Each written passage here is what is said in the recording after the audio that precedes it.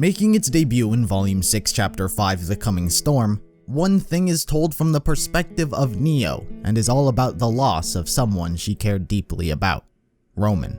While she may not have a voice in the series, this song expresses her true internal emotions.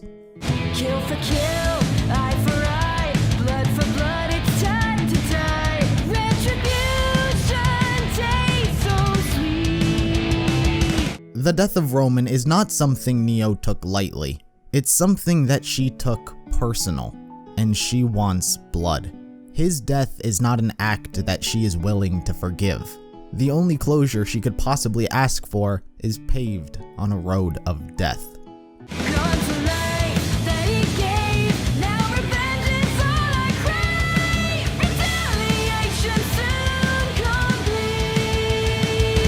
As we'll come to learn in the next verse as well as future ones, the reason for Neo's existence can be solely attributed to Roman and his actions. While not her birth father by the sounds of it, from Neo's perspective it was as close as it could have gotten. So his death impacted her in a way that of which she's presumably never felt before. It's why she's retaliating. Someone must be blamed, even if there is no one to blame.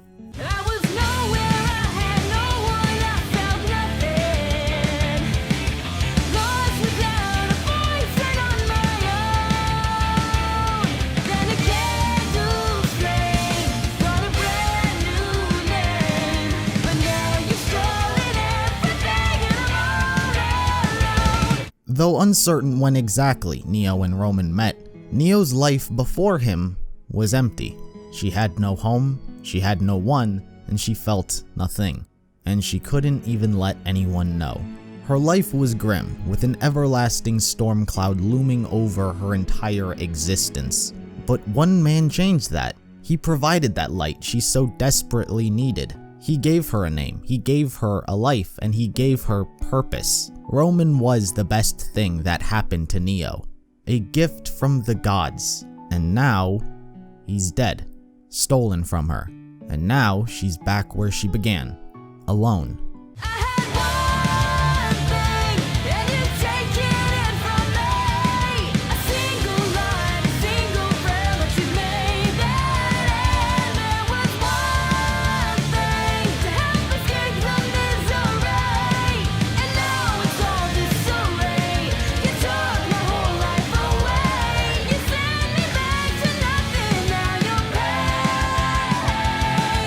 There was one irreplaceable thing Neo had, quite possibly the only thing she cared about, the only person she considered a friend, the only light she saw in the darkness. Roman may be known as a criminal, but somehow he managed to bring stability to this lonely girl's life, and that's invaluable.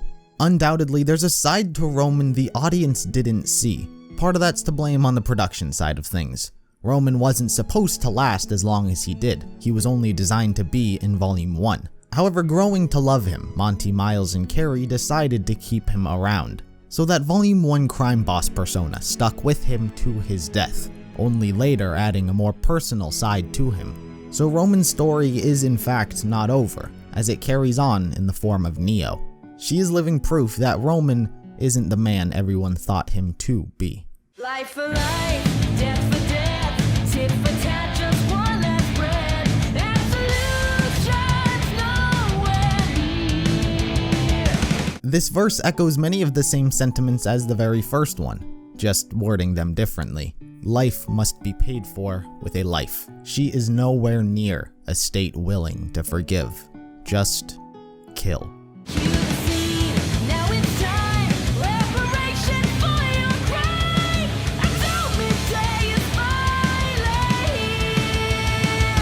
This verse, as well as the future ones, can be interpreted one of two ways.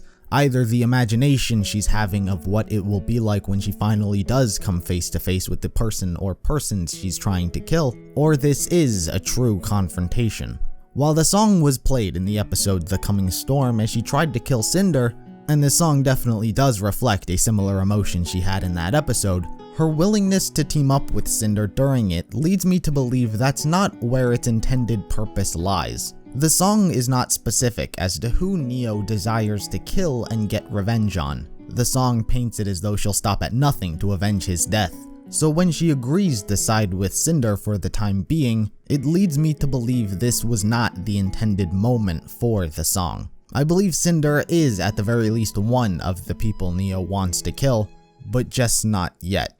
Her day will arrive, inevitably. I have waited for this meeting, for this moment.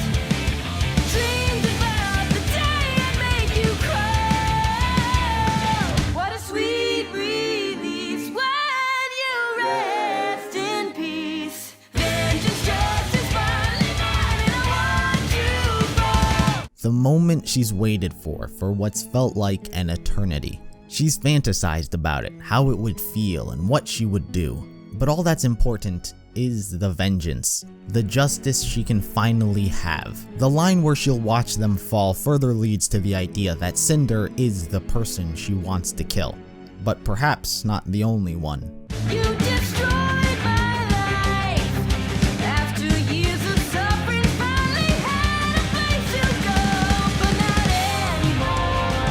And now it's war, and there won't be peace till I get what I came for.